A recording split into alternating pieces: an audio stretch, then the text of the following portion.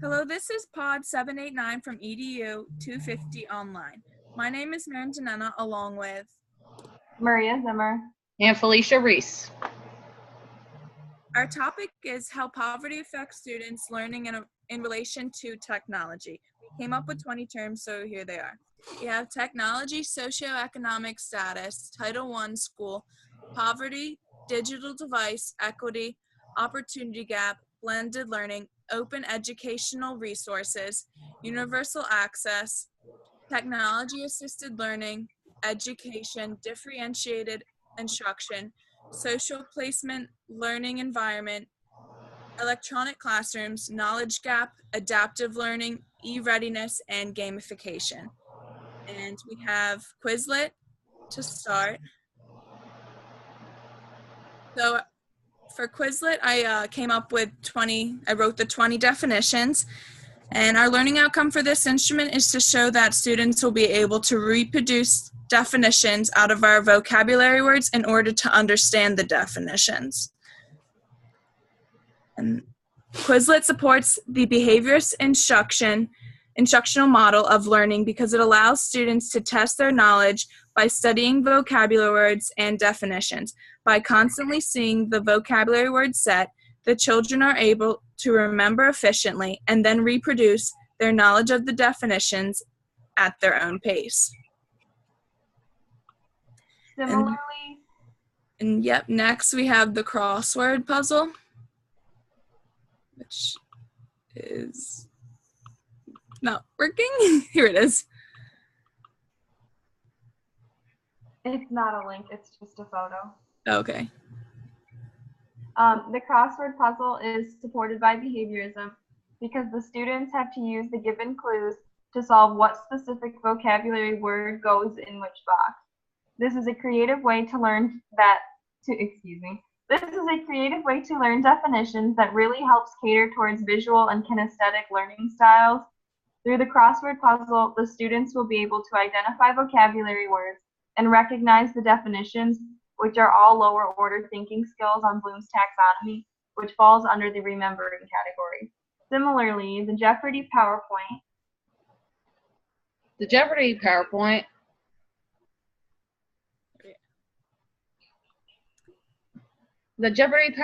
that we created is also supported by behaviorism because it allows the children to test their knowledge, but in a more competitive way. During a game of Jeopardy, students can have fun by seeking the reward of winning the most points, which in itself is a behavioral reinforcement because it is based on student responses, which are stimulated by playing the game. In addition to the original 20 vocabulary words, we used 6 more terms, not only to satisfy the need for the game, but also to challenge the students. Additionally, there are many educational applications that teachers use today that serve to utilize the behaviorist instructional model. Applications can help students stay engaged in the classroom.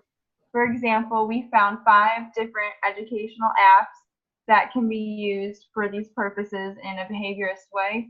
The first one is the EDU blog, which allows students to learn about time management while allowing students and parents to be involved and updated on the classroom.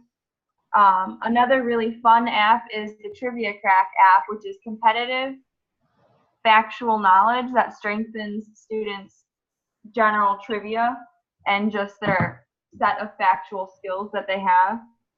Word Shuffle is also an educational app, and that plays on language arts skills like spelling and reading, which is really good because it can be used at all ages, and the higher up you go in the levels of the game, the harder the words become, so it can still be a relevant game for all age levels, even adults. And a specific application that's better for younger students is called Draw and Tell, which includes creativity through the combination of art and storytelling, which helps students in language arts.